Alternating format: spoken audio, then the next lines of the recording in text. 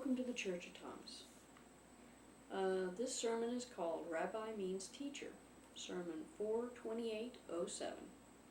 The dialogue has now begun. The visitors of this site are asking questions. This is when we can begin.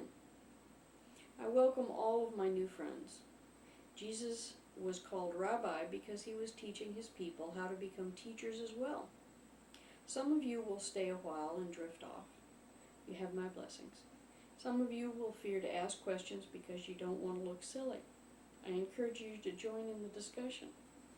Lastly, there are people who I think God sent to this site. The list so far is not complete. It may never be. To my new friends, I hope I can answer your questions to your satisfaction. This list is in no particular order.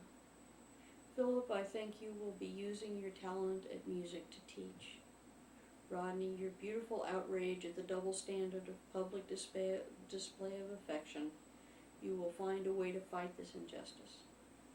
Gail, you seem to be trying to find the higher meaning in what you are being called to do in life. Ellie, you are a teacher already because of your son. Your calling to start a Bible study group is wonderful. Jake, you have a fine eye for injustice. Let us find a way to hone it to a fine edge. Sandy, you help people who would never have been allowed in the temple. I see in you a questing heart. Amy, you are an artist, creating anything as a gift from God. I already see a trend that pleases me. These new friends of mine represent some fine qualities. Music, art, healing, helping people are well represented.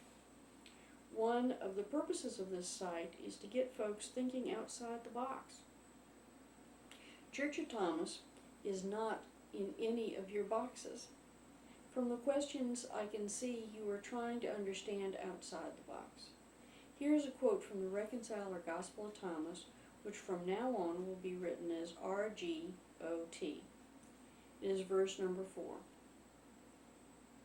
Jesus said, an old person who dares to see the wisdom in the eyes of a 7-day-old infant will know how to know heaven and be born again. Many who are first will be last by service to the one. If people can look beyond what they have been taught about the teachings of Jesus, they can see some of the other Christian viewpoints. An infant remembers heaven and sees the world through that lens of trust and love. These hallmarks are being and growing into children of God. In the teachings of Jesus, we learn to love others and ourselves. When you are expressing God's love through action, you find the peace of knowing that you are loved. It is a full-time job, but well worth the effort. Verse 90. Jesus said, come to me because my yoke is easy and my teachings mild. You will find peace inside yourself.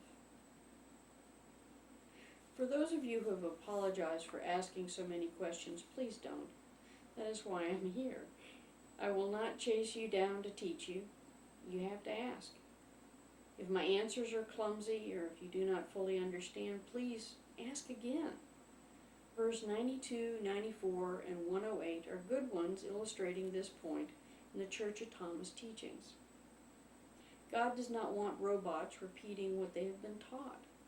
God wants you to understand the reasons, the background, and the purpose behind the verses of Jesus' sayings. Verse 92.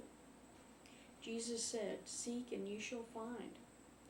You asked me questions before, but I did not tell you because it was not time. Now it is time. I want to tell you now, but you have stopped asking. Do not give up looking. Ask until you get your answers, as a 3-year-old will persist until they are fully satisfied. Verse 94. Jesus said, a person who seeks will find. A person who knocks will be admitted into the presence of the One. Verse 108. Jesus said, a person who satisfies their thirst from the spring of my mouth will become more like me. The things that have been hidden will be lighted for that person to see. If you have not figured out this new idea, blind obedience is frowned upon and questioning everything is encouraged in the church dogmas. We might say that we are an audience participation church. God bless you. Angela Eliza.